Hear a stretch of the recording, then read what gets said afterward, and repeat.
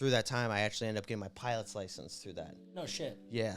So I got my pilot's license, and that's when my sales started, because I convinced my mom to buy me a plane. What? That can't be an easy. And shout out, Mom. Thank you. 3, 2, 1.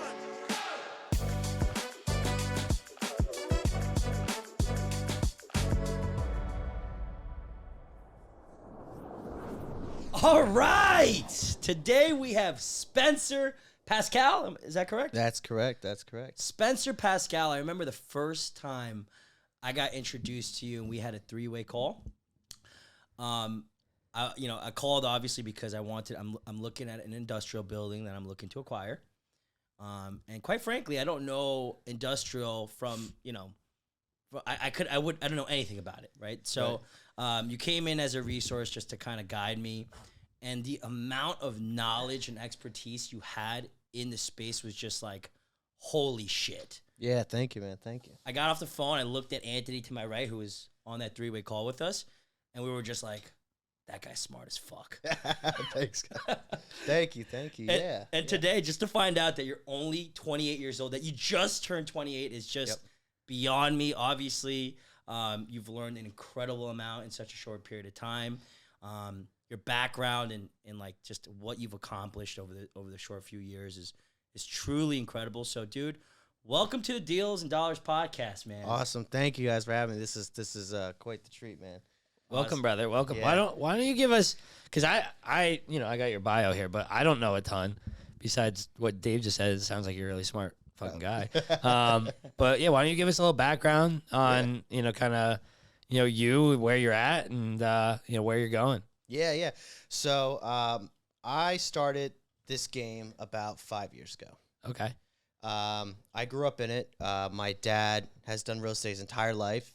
So, I eat, slept, breathe real estate growing up as a kid. Nice.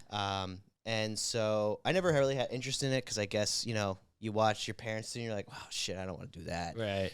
My dad was, not as home that much because, back then it was a little different. It was hard to like get every deal going and everything. So, I ventured on to different things and I got to college and I found out marketing was the easiest thing to graduate with. I'm like, shit, let me pick the easiest thing. And as I was doing that, I just, I started seeing my dad do it more, and I started going like, oh, wow, this, like, he makes good money. Look at all the trips he goes on. Look at all this. And so that kind of got me inspired a little bit just to, like, actually learn the nitty-gritty of that market. So he really grew up doing retail. It's all he did was retail. He had a partner, and those two, they were buying hundreds of properties a year, all over Jersey. His partner was Bruce Jeffrey from Jeffrey Realty. So they did everything together. In probably about 2009, he transferred over to industrial and just branched out himself a little bit and just started doing all industrial. Wow. So obviously I was really young back then. I didn't, I wasn't still too much in it. So so I started dappering a little bit, and really how I got into it is in college, I got a job with American Airlines and throwing bags on planes. Nice. And I was like, they had free flight benefits. So I was like, oh, wow, this might be the perfect opportunity for me to use the benefits and go back for see my dad. I was living in Virginia at the time, going to college down there. And what college? I started at Old Dominion University. I did 2 years there, and then I didn't like being on campus, so I went to online. And my mom moved to Charlottesville at the time, so I just lived in Charlottesville. Okay. So I was going back. I was spending 1 week with American Airlines, and I was spending 1 week with my dad. And I did that for about a year and a half. And throughout that time, I was just like, I learned some other things. And through that time, I actually ended up getting my pilot's license through that. No shit. Yeah. So I got my pilot's license, and that's when my sales started, because I convinced my mom to buy me a plane. What? That can't be an easy. And shout out, Mom. Thank you. And so I told my mom, I said, look, if you buy me this plane, when I'm done, I'll sell it and I'll make you a profit on it. And she's like, oh, okay. So she bought me the plane. And so now I'm flying myself back and forth to Jersey. And I'm part-time at the airline, so now I'm doing it more. I'm learning everything about the company. And I'm in college at the same time. So Wow. I decided, I was like, look, I'm getting too deep into the company. I'm like, I think I want to do this. This is what I want to do. I'm going to every meeting with my dad, sitting down, learning about it. My dad's one of those guys where if you're selling the building, he wants to sit with you. He'll talk to the son. He'll bring it. Like, he'll sit with you. He'll go out to dinner with you to buy a building. He'll do whatever he has to do to buy this building. And so I was learning That's how you do it. Exactly how you guys did it. Like, that's how you do it. And so one day I was just like, you know what? This is stupid. So I packed my car up. I said, love you, Mom. I got to go back to Jersey. I didn't want to move back to Jersey. And I was like, I got to give this a shot. I was like, I would just start at my 20s. I was like, this is my only chance. If it doesn't work, I was like, I know I can go back home to Mom and stuff like that. So I fill my car up and I just drive right to Jersey. 3 months into living in Jersey, I sell the plane for $20,000 more than I bought it for. Nice. So I got my mom $20,000 profit. And I just kept my head down. I just kept going and learned every single thing about property management. And that's basically how I got started. I just, gave up a lot of things to just focus on one thing. Nice. And that's kind of, what got me into real estate, basically. Yeah. That's amazing, bro. Yeah. That was a lot right there, but. No, that's great. That's great. That's a great background. Yeah. So, like, you obviously took a 1-year journey. Yeah. Of flying back from Virginia to New Jersey to learn the game. What was it about that experience, that 1.5 year experience, just really learning the ins and outs that got you that excited to pack your shit up and move out of was it North Carolina? Charlottesville, Virginia. Virginia, Yeah. and just move to New Jersey and do this and go all in. Yeah, so I think a lot of it, at the time I was watching a lot of these guys on like YouTube and all that, between the Grant Cardone guys, the Gary Vee guys, all this, where they're just like, you're young, you're like, I don't care if you're 50, still have time to figure it out. Yeah. And I was like, well, fuck, I'm 20 years old. Yeah. Like, I know I could always go home, but I was also thinking, like, in the back of your mind, I was always going like, look, if I do really well at this, I could buy a house in Arizona and live in Arizona and Jersey. Like, it creates options for myself if I do really well at this. Yeah. So, and I'll know in a year if I don't want to do this. Like, I'm going to go, some people know in 3 months if they don't like something. And so that was kind of my motivation. And that's, You saw like how much financial benefits you could gain. There was a lot of financial benefits too. And, but the problem is I didn't really know what I know now. Like, if you were to ask me that same question now, like, that's what I thought back then. If you were to ask me that same question now, I'd be like, now I don't even care about the financial benefits. Because all I needed to do was stay focused like I did and worry about, like, learning every single thing about it. Yeah. And put that to work. Once I put it to work, then the reward was the financial side of it, right? Right. So, because you could buy a building with a partner, wait 5, even 10 years before you even get a return on that, and then you're already 5, 10 properties deep on other stuff. And you're like, oh shit, here comes a distribution for the property I started out with, right? Yeah. So, like, but I didn't know that in the beginning. All I saw was my dad doing really well, buying things, doing this, going on nice trips, and I was like, shit, this is a great lifestyle. Yeah. But I didn't remember how many times my dad had to fail to learn everything. Wow. So now it's so much different than what I thought then. Yeah. And, I'm glad I thought then, because it's honestly what got me into it was like the financial freedom. Right. And, that I know I'll be able to get, because financial freedom is so much different, right? Yeah. I could make $1 million, but now I want to make 2 million. Then I want to make 5, Right. So, I think now, like, I have such a different vision on the real estate side than I did 5-6 years ago. I love that, man. What I think is funny about real estate is like, it's like the cool thing for like a lot of like our generation. Yeah. But our generation is so impatient. Like they're impatient as fuck. Yeah. Right. And like real estate's like a patience game. Oh, 100%. So like everybody gets into this thing and they're like, well, I'm gonna like, well, why am I not making millions of dollars? Like, it's like the amount of people that went and got the real estate license during COVID to sell houses, right? And then they're going like, well, it's gonna start to change a little bit. I'm like, you changed your entire lifestyle, thinking you're gonna be a millionaire because it was happening to a couple people, right? So, I mean, yeah, I mean, COVID was tough for us on a standpoint of like it changed the market. Right. You know, not financially, but like now it's a whole different market too. It's not the same For market sure. it was. Yeah. Yeah. So, I mean, yeah. So I'm curious.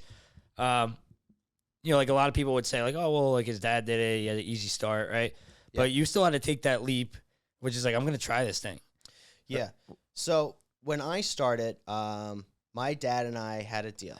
Like he was like, "You're gonna live with me for a year in my apartment, and you're gonna eat and sleep and breathe real estate.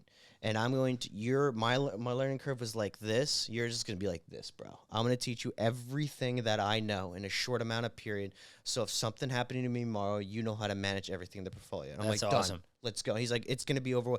And now I'm scared. I'm going like, I don't know any of these fucking terms.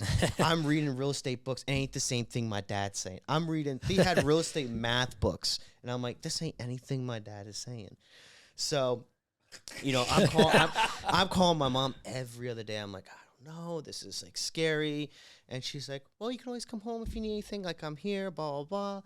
And You're like, fuck that. Oh, well, super supportive, but like, No. it was good. You know what it was? It was good because I needed that like other person to talk to. Because with my dad, I was just like, my dad would be there in a heartbeat if I need something. But it was like he was the best coach I had. Right? He was that, you know, that mentor everyone needed, and that's what I basically had to take away from. Like, all right, I'm gonna struggle through this, and I didn't make anything my first couple of years at all. And so I was like, all right, how do I make something? The guy's like, find properties. Wait, say that again. I didn't make anything for years. Years. He didn't pay you shit. No, well, now I got paid Enough. something, Yeah. but You didn't make money. I was still living with my dad. Right. Yeah. Right. So I sold my car. I came to him, I was like, look, I only have a savings account and that's gone. And he's like, okay, what about if I give you a company credit card? And I was like, no, like I need to get paid, Dad. Like, and I gotta take girls out on a date. Or yeah, so. right. So he was like, sell your car, and I'll buy you a car, and we'll keep it here, and that'll be your car. Like you don't need to have a car payment. You don't need to have credit. You need nothing. You want to buy real estate, you need to have clean credit. You need to do all that. Yep. And I was like, fine. I mean, I was trying to find someone to buy this stupid car I thought I wanted when I lived in Virginia. Finally sold the car. I'm like, all right, that's gone. Bam, brand new car. He's like, now you have a car. Now you have no car expense and no insurance expense. So what's the next excuse? And I was like, well, you know, I want to go out to have dinner with girls. I want to go and do all this. Yeah. So we came up with like a little something that like worked and all that stuff. And so he's like, okay, now that that's done, like you have no excuse. Like go and find buildings. That's how you're going to get paid. Uh-huh. So I remember I would bring him like 10, 15 buildings a day, print them all out, all nice in packets. And by the end of the month, he was like, all right, we got a problem. You're wasting all my fucking ink. Like, you got to stop. You got to stop printing all these properties out. Like, show me them. And I already know if I like it or not. But like every single, I mean, I could have brought him 100 properties every couple months. All of them said no except for one. Right. And like once I found one, I was like, okay, now I know what to do. And I just kept doing that and doing that. And he would find properties. I'm like, oh, give me a percentage. Give me a percentage of that. Nope, this is mine. I found it. I'm like, oh, okay. And so we just kept doing that and doing that. And yeah, kind of liked, you know, it like on your point of, oh, you know, did your dad give everything? No. What my dad gave me for free was all the knowledge that I know now. All like the phone call we had, that's everything my dad basically gave me for free. Wow. You know, you want to talk about, the golden, you know, a gold spoon and all that. That's what I got free knowledge. Yeah. You know, I didn't have to pay for that. I didn't have to go to pay for a seminar or go to a Grant Cardone event or do it. So that's probably the best thing I got out of that. And I can still utilize that to this day. I love that, man. But other people could do that, right? 100%. Other people could do, just because it's your dad, that's obviously better. No, and there's a But, thousand like, people there- that do that to him. That they could go and say, like, I'll work for free or whatever. Yeah. And if I can find buildings, you pay me on them, right? And like I'll eat what I kill. People could do that. There's no Yeah. reason they couldn't do that. No, and that's my biggest thing on, you know, like I thought about is when people used to ask me, I have a good buddy from Virginia who we worked in the airlines together, and he's been trying to get into that and everything. And I always tell people, like, I don't know how to get started. I don't, you know, I've never been a broker. I respect the brokerage industry, but I've never been a broker, but I'll respect that hustle on the side of the brokerage industry. But I'll be like, go be a broker. I don't know. But now that I'm at my spot, I go, the way you can do this and be successful is you got to get a mentor. Yeah. And either you're going to have to give something up or sit down and really focus, because that's how I did it. And if I was going to do it again, and let's say my dad wasn't in the spot that, I would just get a mentor that I could be next to him for free, eat and sleep real estate, and you'll 100% be successful. That's great. That's great advice. That's amazing advice. Yeah. That is like that's really it, right? Take a year, make a sacrifice, Yeah. and go learn, right? Like that's And you could do that for anything. I mean, I have mentors that, on top of my dad, that are his partners. And, you know, they do maybe residential apartment complexes. And I'm like, I want to sit down and go have dinner with you. And I want to pick your brain. I want to be like, how do I own 200 apartment units in Right. one building? Like, where do I even get started? Where do I get approvals for that? right. How do I speak to the person in town to, like, milk them to go, like, yeah, we need this in town? Like, I don't care about the financing side. I need to know from, like, the shovel on the ground side. And so, you know, my dad's my industrial and retail guy all day, but there's other mentors I have out there that I'm like, I'm going to go down your throat every event you host. I'm going to be there. Right. And I just need you to see my face, whether we talk or not. I want you to see my face. And, so, you know, that's what everyone has to do. And, I think you could be successful at it without a doubt, you know? I totally agree. That's really great. That's right. Where are you at now? Like, what's the company look like? What's your structure? Where are you at? Yeah, so when I started with my dad, we had to come up with some type of formula because there was a lot of teaching, and as you can see, I would get like really boring as like an early 20-year-old. And so I was like, well, look, I got this marketing degree. Why don't I try to use it? So my dad had no marketing, no website, no company emails, no merch, no nothing. Right. And so I was like, well, why don't I do that? Give me a budget. I'll stay on it. And whatever I can stay in, if I stay under on something, I can use it for something else to market. So if it's $2,000 to go build a website and I do it for $1,000, I could take the other $1,000 and go start something with it. He's like, deal.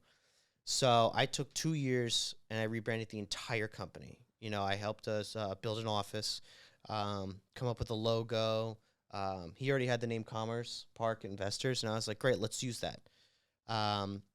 Create a website as our portfolio and everything, and then, you know, create the Instagram, marketing, everything for the company now. Right.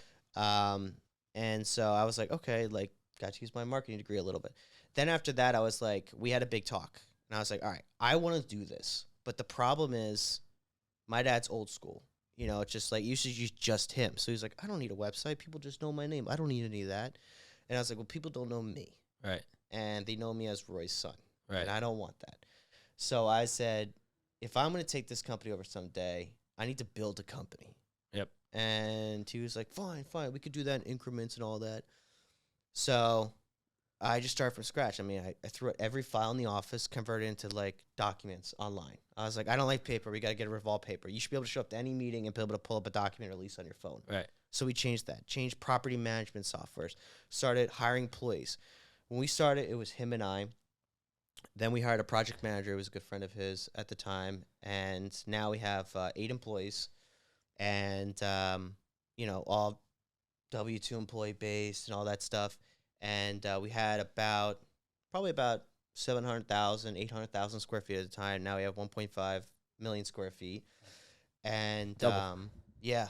Wow. And so basically being able to change the company into a company versus just him and I allowed us to divide and conquer in certain duties. So instead of my dad worrying about property management and, hey, is this lease signed, get all that, I could be like, don't worry about that. We have a guy who does that now. Yeah. Hey, we have a bookkeeper in house now.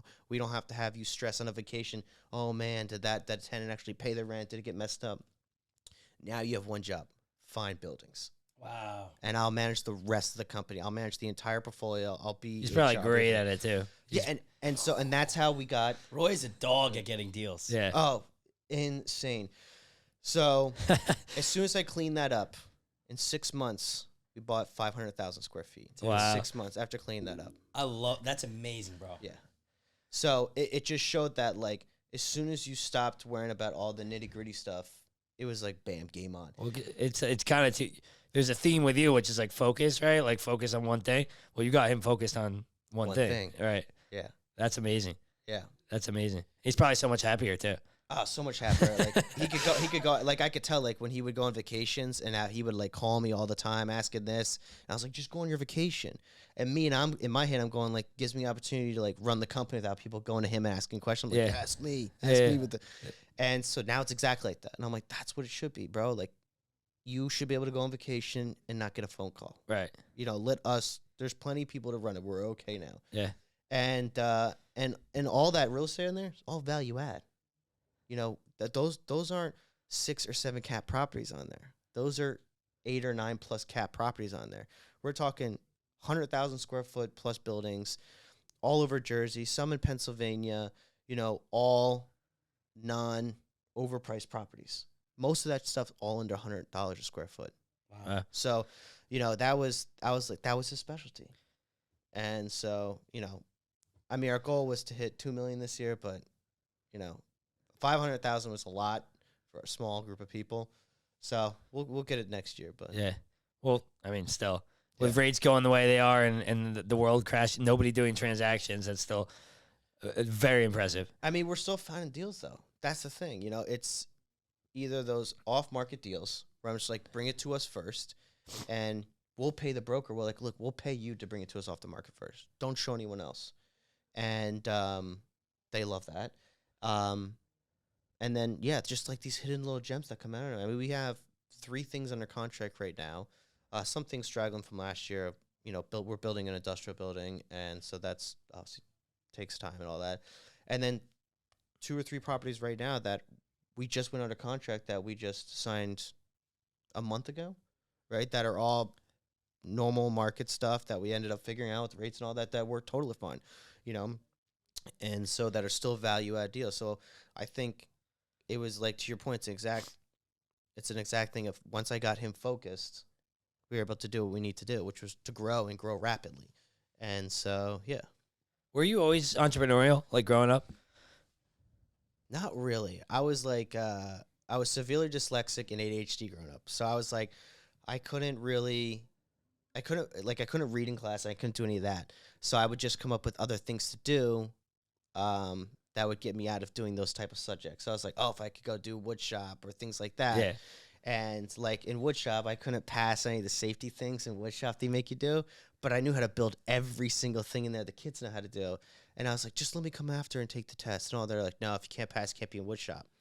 So I just, I did strange things. I mean, that's how I got into flying. It was just something different. It took me 3 times to pass the private pilot written exam and 1 time to pass the oral exam, because I was like, I could show you how to do it, but the second you put an exam in front of me, I'm like, wow. You know, like I probably couldn't pass a broker's license thing, but I could, I could sell or lease the hell out of a building. Right. You know?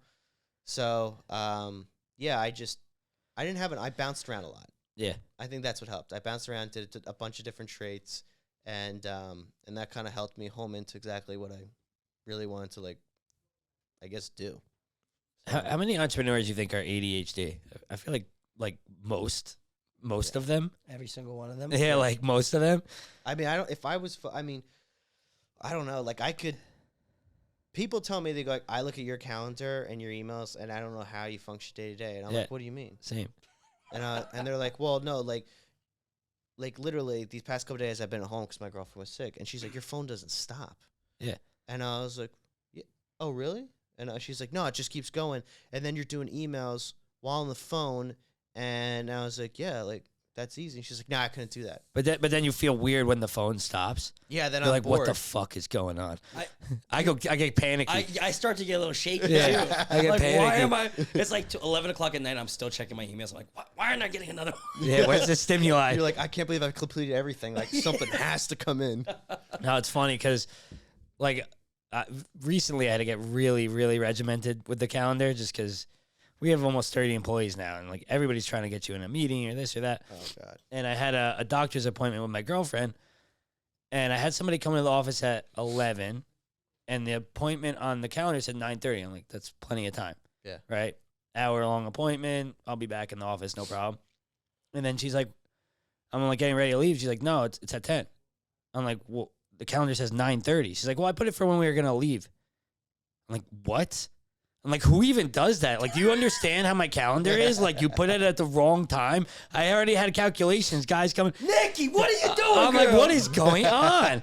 Who does that? And then she gets like upset. I'm like, all right, well, maybe I was a little over the top, but like, if you saw how my calendar is, if you saw how my you would understand, you know? I 100% come. So my girlfriend and I use Google for everything. Google Calendar, Yep. Gmail runs the company and everything. So I said, she was like, hey, can we go to like, my sister and I want to take her baby out. And we want to go do like a Christmas thing this weekend. I was like, good, you got to put in the Google Calendar. Yeah, but throw it on the calendar. And I do the same thing.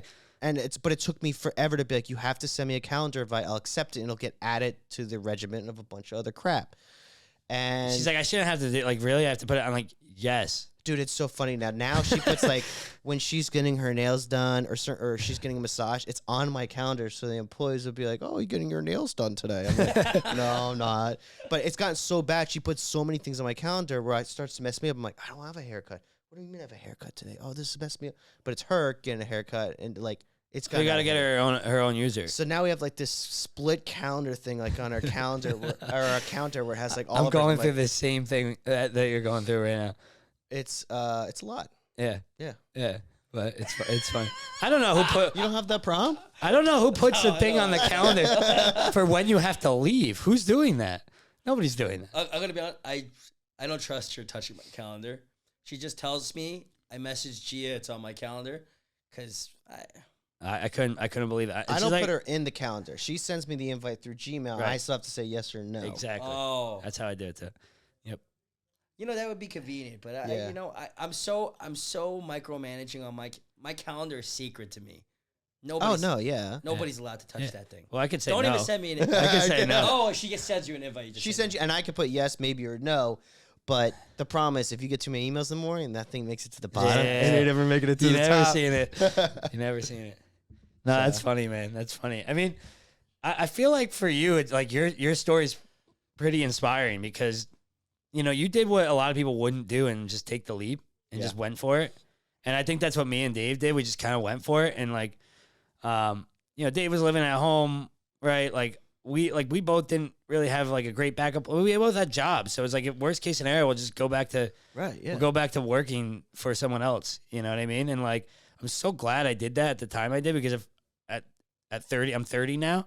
If I was working, it would be really hard to just take a jump and say, all right, screw it, I'm going for it. You honestly could. It would be really hard. You got with everything going on and like you got. It would be really hard. responsibilities. Yeah, it's tough. You got actual responsibilities now. Yeah. And I Gotta think take that's care that of mom, fallback, right? Like that we have is like at the time we're like, well, we could always go back and get that generic job and always move back with our parents if there's a prom or go get that. But I think doing it younger is a lot easier than doing it when you're older. Yeah, and to your point, like that, like all these gurus are like, oh well, it's never too late. You could be 50. The KFC guy was 55 or whatever, right? Yeah. You see that? But like, who's really doing that at 55? You gotta have a pair of balls on you. At Yeah, 55 you to really, and a very supportive spouse. Yeah, dude. Like one thing about you is that your dad was like all in. Yeah, The day that you started your journey as an entrepreneur, your dad was your biggest fan. yeah. It's like my son's gonna fucking make it. Well, right? I think for me, like I was always doing shit too. Like when growing up, my parents were like, you got to get a job, and I just would do anything not to get a job. But I would make money. I'd have a shoveling business. I would sell lighters online. I would sell concert tickets. I lost like 10 grand because I forgot to sell concert tickets on the day I was supposed to do it. Like just random shit. So they always knew I was gonna end up doing something. Like I started an e-commerce business. I made 30 grand in a month, and then I lost it all. So like some way. Yeah. But I think a lot of people don't. So I already had my failures, Right. right? So like I wasn't afraid to fail really. I think a lot of people are afraid to fail. Yeah. But you know what the weird though? But I never thought about that when I made the jump. You never I thought didn't like, what if think this doesn't work out? I think there was a part of me that's like, oh, well, I'm with my dad, so like my dad's gonna do the best he can. I always found that my dad was the best teacher to anybody that came in off the street because he loves what he does, and so it made it really easy for him to teach somebody how to do the business. Yeah. My biggest issue was I saw a lot of people that went to him for help and failed. And I was scared that I would go in there, either not learn it quick enough and just fail. And I'm like, that sucks to be like, you know, as a father, first of all, he's his first generation in real estate. He started from scratch, started with nothing, never had a job. When he got out, he's never created a resume in his entire life. That's awesome. He bought his first building in college. And then when he was in college, he did other things with vending machines and all that stuff. So he already had it built in. And so I was like, this is my dad's opportunity to be like second generation. Kid's going to join. And hopefully his kids will join. And I was like, so I have to really make sure I want to do this, or else he's going to go around and tell everyone that his kid's doing real estate with him. And, you know, he doesn't have to sell all of his properties and get a boat in the middle of the Atlantic and, you know, deliver time. He gets to push on. And I was like, so that pressure really, really hit a lot of like, I can't figure out in 5 or 10 years if I want to do this. I have to figure out in a year. Yeah. And then COVID hit. Oh, wow. So that's where I learned how to drink tequila on the rocks. And I would say it was the best thing that happened to me because it wasn't a recession. It was a medically induced crash on the market, basically. Right. Yeah. And so my dad loved that a little bit on the standpoint of he gets to teach me how to deal with this right now. Like, cause like I don't have to deal with an '08, but this was basically like an '08, but like medically induced basically. Yeah. So he's like, all right, I could teach my son how to take care of this, go through all the obstacles. So when we get out of it, well, he'll know how to do it the right way. That's awesome. So we spent like 2 years, normal market, buying $50 a square foot real estate, industrial real estate, to then COVID hitting, to no one buying anything, and to then go into like a $300 market, to then go into a $200, now get into like the mid to high $100 market. So he got to teach me that different span of it. But COVID was great because I was living with my dad still. We woke up together. We drank coffee together, went over a bunch of real estate, then drank in the afternoon together. And then we're up until like 10, 11 at night doing real estate again. and then and that's all. So that's why like my learning curve really shortened. And so there was no, like at that point, that's when his discussion was, what do you need a salary for? You live here and we do nothing. You can't even leave. We're door dashing food every day. And tequila. Oh, and we were both, you know, my parents are divorced. So he was single and I was single. Oh, wow. So it's like, we hadn't report, do anything to anyone. So, you know, that just like, you guys were just slinging deals. Just like drinking real estate in the same home together. I moved out of my mom's to move in with my dad and do this. Where like my mom doesn't drink. You're just bros. Like you're just hanging out. Like, and so it's like a complete turn up. Like when I lived in Virginia, I didn't drink. I didn't do everything. I hit the gym every day and I worked and that's it. I didn't do anything else. And that was my life out there. And then to move here and it's like, boom, I'm going to teach you about this. Boom, I'm going to teach you about that. And so it was like awesome. Like it was exactly what I needed because there was no way for there to be any other distractions because the world was shut down. So as an ADHD person, it was easy because I was like, well, this is what I got to do. I can't throw myself a curveball here. Like everyone's doing e-commerce. So I'm like, I ain't gonna even try that because, you know, who am I competing against? You didn't do any GameStop. I did a little bit. Dogecoin trading. I didn't do any Dogecoin. I did. Someone showed me like, oh, just day trade Amazon, AMC or something. No, what was it? You just GameStop. Yeah. And I did it, and I made like $200, and I was like, oh, this is so stupid. And then I started figuring out, I was like, you know what? I can't put money into things I can't touch. Right. So I just gave that up. And so what's really funny is when I started my journey with my dad, I had a savings account. I think I had like 5 or 10 grand in it. I just want to stop. I can't put money into things I can't touch. It's a good model. It's a good. Yeah. Everything that I made money in this stuff, but I end up losing it anyway. Well, that was my problem. I'm like, this is so stupid. I'm losing it. And as an HD person, I'm like, oh shit. I woke up. I'm like, I forgot to check the stock, and now it's lost everything. Yep. So I was like, if I put in real estate, I can control my outcome in that. I could control if I'm going to lose everything in it, or if I get greedy and make it $1 extra square foot. I know how much more I'm going to get out of that. So it was taking me so long to get a building or to make any money in real estate. So I had a savings account, and I was like, screw it. I'm going to give it to Grant Cardone, and I'm going to try something here. So he was running this thing where you could put like $5,000 in, and you can be a non-accredited investor. I'm like, done. Here's 10. I want to do it. It was the most brutal experience I've ever gone through in my entire life. And that kind of like screwed me up a little bit because I was like, it was like brutal. Like no one would get back to me. DocuSigns took forever. 8 months to close when they said it was 30 days. It was a brutal process to go through. And I barely made anything. You know, maybe made a couple $100 a quarter. Where I was like, okay, cool, I'm getting a return on investment. And but meanwhile, through that, bought my first industrial building out in Roxbury with my dad's help, and he taught me everything. We bought two industrial buildings on two separate lots. One was like 17 or 18,000 square feet. One was like 13,000 square feet. Bought them both from a user, and got sold out by a company in California. And it was funny. I found a building down the street, and I was like, Dad, you got to come in here. I think I could buy this building. I need your help because banks aren't going to give me any money. And this was before COVID and everything. And he's like, okay. We walked through. He's like, yeah, dude, this is crap. And I looked at the program. I'm like, you have anything else? He's like, well, I have this one building, but I don't think you guys will like it. I'm like, I don't care. Let me see it. We go over there. My dad's like, it's not bad. It needs a lot of work. And I'm like, that's fine.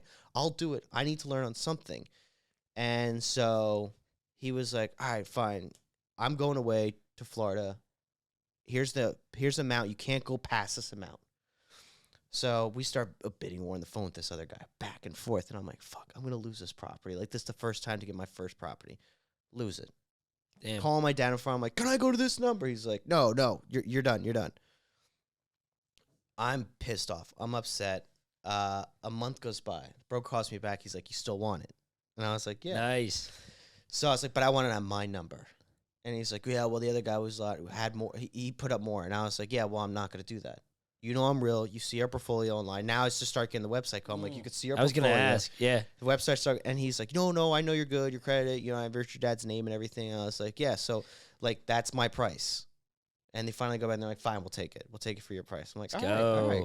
Let's go. 2 vacant buildings. I tell everyone the story, and they're like, surprise. It's a bank story.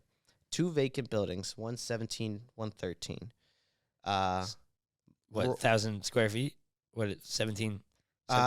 Together, both of them together was 17 plus 13. Okay. 30,000. 30,000, yeah. So we go to the bank, and this is my first time buying a property, going to a bank. I'm asking for 25% for my decks. I'm like, I found it. I'll manage it. I'll run it. I'll make sure I get tenants. I'll do everything. So we go to a bank.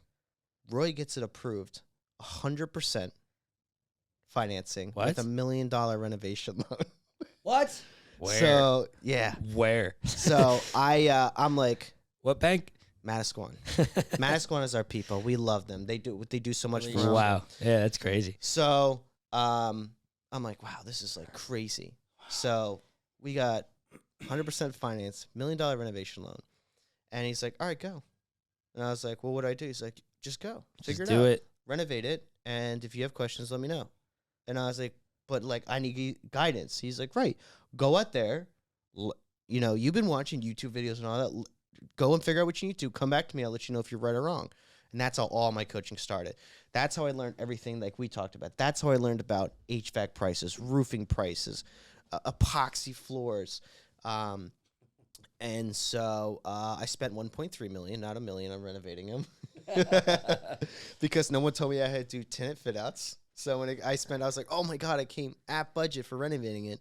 But then to put 2 tenants in, I had to spend money to put them in. So I did 2 great leases for those buildings, and it took 5 years to get a distribution from the property. And that property, basically, it did so well, allowed me to basically, I'm under contract to buy a brand new townhome that they're building right now. And so I remember sitting there going like, holy crap, this property that like, all I did was ask the broker, do you have anything else? And he said yes. And they came back, allowed me to put a 20% deposit down on a brand new townhome for myself. And but I had to wait 5 years to get that money to go before it started cash flowing. Tenants are in there. Now I have 2 tenants in there. NJIT is one of them from Rutgers and all that. They're a tenant. They have a laboratory in there. The other one's a big German company that makes conductive rubber, and 10-year lease, 5-year lease, and all that stuff. Great rents for the middle of nowhere off 80. And so, but and at that point, I was like, all right, I'm done doing everything else. I'm not messing with stocks. I'm not messing with anyone who's like, oh, I have a little deal here. You want to invest in my shirt brand? Or you want? I was like, nope, I'm done. I know this. I know I can make money through this now. Yeah. And so, yeah, that building literally, you know, It's a buy and hold. You're not going to sell it? never. Never. Those are like so funny. Another thing I learned from my dad, right? So we were partners on this property. There's another property he finds. He knows the guy who owns it. It's a dog with fleas, but it's got an adult daycare in it. But it's behind. It's like it's got all these environmental issues. He goes back and forth. The guy knows. He's like, look, we'll take on the responsibility, but like it comes off the purchase price. He's like, okay, no problem. My dad figures out he could probably do it for cheaper than what that guy's environmental guy got it for. And he's like, okay, so I can make a couple bucks on this and all that off the purchase price. And at that spot, we were buying so much stuff. We're like, all right, we don't have the cash to close on it. So he's like, why don't we go back to the Roxbury buildings, ask Matisquan if they'll give us a second on it. Yeah. And those buildings basically appraised for 3 times the amount we bought it for. Holy shit. With all the lease sides. So we were able to take that building and then buy another building with it. And then we could just, you could It's a just snowball. just snowball on it. And I'm just like, wow, I didn't even think about that. So that's what made me think of the Commerce Park Ventures thing. And that's, kind of how I met those guys, Dan and Adam. So I just want to touch on one thing that you said. You got anything else? You got anything else that you're working on? Or you have any other properties we could look at? That single phrase, I tell our sales guys all the time, that single phrase has made me personally more money than any other phrase I know. Oh, yeah, dude. Oh, And you got anything else? What else are you working on? What else you got? That simple question will make you so much money. Right. So much money. And you know what? Doing it in an argument. I literally had a brawl match with a broker last week. I'm trying to buy stuff in Virginia just because I have one buddy and my mom's there. And I'm like, I want to expand. We're in Pennsylvania. We're in Jersey. Let's be in Virginia. And so I'm telling the broker why the property's not worth what it is. I'm like, bro, it's a 7 cap. He's like, but it'll be an 8 in 5 years. And I was like, I ain't worried about 5 years. I'm worried about now. Yeah. And so he was like, well, that's what the seller wants. And I was like, but as a broker, you need to be able to go to them and let them know, like, your competition's me. We're talking, and the property's been on the property for more than 3 months. I'm willing to do a cash deal with you. Let's do something here, but understand that, like, we're not in a 7 cap market right now. Right. So we get through this whole battle and everything. He's like, well, I don't think you're proper to buy it anyway. You're qualified, but I don't, it is what it is. And I'm not going to entertain the seller with any more of what you want to tell me. And I was like, okay. Will you give him one last offer? He's like, no, if it's under this price, then I'm not even going to entertain it anymore. And I was like, okay, well, you have anything else for sale? And he's like, well, why? I was like, because maybe you have something that's for sale that's reasonable that I could pay for it. He's like, yeah, but, if I'm sending you anything, it has to be at the price I'm sending. I said, okay, I'll make that determination, like when you send it to me. And so literally, he sends me something, and I was like, now this is what I'm talking about. Yo, Like I love that. We could play that game at the end of the day, but I want to buy something from you, and I want you to lease it. Right. That's what I want to play that game. I ain't going to bring another broker in and have them do it and say, I'm never going to talk to you again. I'm going to buy it from you as the broker, and I want you to lease it. And when I sell it, I want you to sell it for me. And you're going to bring me more deals. And you bring me more. Yeah. And so literally, I have 3 deals on my desk from him that are all really good deals. So it still need to be underwriting. But instead of walking away going like, oh, my God, you know what, screw you, like, you're wrong in all this, which even if he's wrong, it doesn't matter at the end Who of the day. cares? Yeah, you're in the market I want to be in. Right. So what else do you have? And then that wigged him all out like, well, I have, will you buy land? And I was like, sure, if it's at the right price, I love that. That's a great story. Yeah, I mean, that's how I'm going to progress my living, right, is buying real estate. Like, we can get mad at each other all we want. I don't care. Sell me some properties. I think on that note, that's a good spot, Dave. What do you think? Yeah, that's perfect. All right, Spencer, it's been a pleasure, brother. This was Thank you, man. honestly amazing. I think you're an inspiration for a lot of young entrepreneurs who are looking to get started. Thank you. Take the leap, man. Right? Like you took the leap, and look at you now. And you know, it's been a great conversation. And if people want to connect with you, if they want to find you, if they want to, you know, reach out to you, maybe they want to do what you did with your dad, but except for you. Yeah. How do they find you? Yeah, you could email me, which is spencer@commerceparknj.com. You can also follow me on Instagram. I do a lot of stuff on there. It's just Spencer Pascal. And if you want to see any of the deals we're working on, or you're interested in anything, it's Commerce Park Investors is that Instagram too. Awesome. But I would reach out if anything you want, just like these guys. Awesome, brother. We appreciate Thanks. having you. This was amazing. Awesome. Thanks so much.